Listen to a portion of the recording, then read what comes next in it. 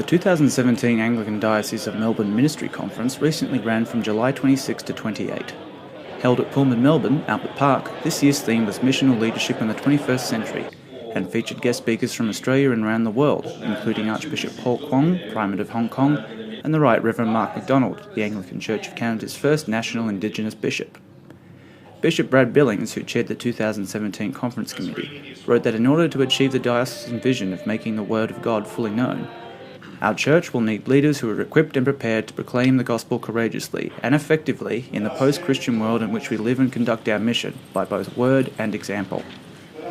Bishop Brad said the formal feedback after the conference was overwhelmingly positive. Around 270 clergy and lay ministers from around the diocese attended the conference over 3 days, sharing ideas, experiences and tools to encourage and equip leaders in their mission. So what did they think of it? Anglican Media Melbourne spoke to a few to find out.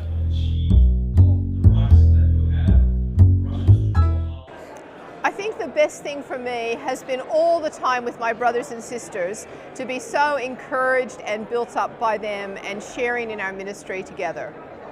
I think it just happened in the previous session with Bishop Mark when he, so much of the best of what's happened over the last couple of days has summed up with that beautiful image of the dar space and the gospel space. The dar space, represented in Luke 10, I think, are those people who are so close to Jesus but don't get it and ask stupid questions and are not really connected with what he's on about, don't seem to be hearing it.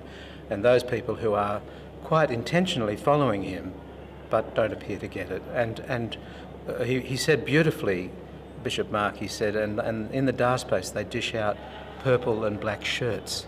And around the conference room there was definitely a chuckle of recognition.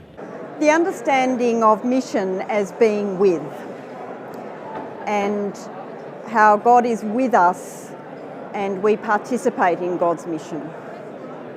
Got lots of meat from Amy Peeler, so that's been a real feast of thinking through the Gospel of Mark and seeing it in a new light. But the inspiration for me came from Reverend Farag Hanna, who did a workshop on multicultural church planting, and I think that man just has so much wisdom that I need to glean from, to learn from, and it was really rich and inspiring to hear what he's done at Coburg.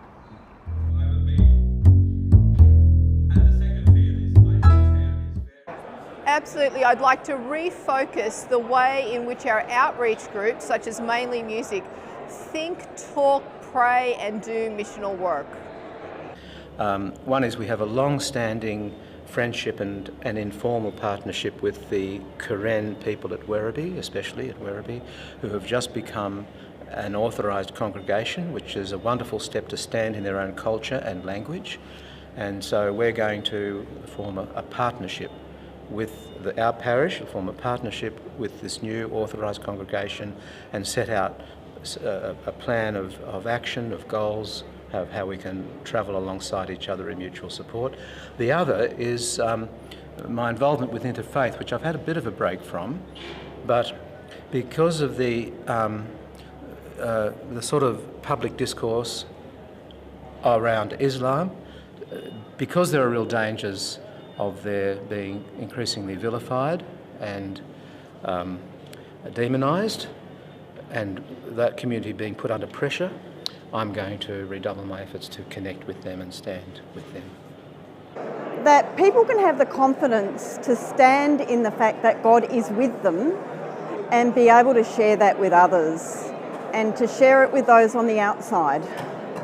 Yeah, so bouncing off that stuff with Farag, I really want to reflect more on that. Think about the minority groups. He's working with deaf people, with Arabic communities. I want to think more about the minority groups we're not reaching and how we might connect.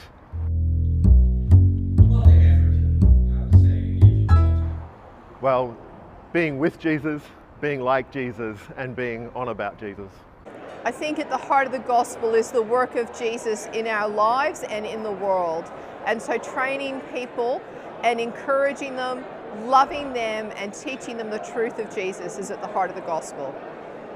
I think if I can just use what I think Dorothy's comments about mission in John's Gospel and the priority is being in God. And to me, that doesn't happen magically. That's not an idea that we furnish our minds with. You know, being in the mystery of the Trinity actually requires intentional spiritual practice over a long period of time. You know, it's not so. That's what I think is at the heart.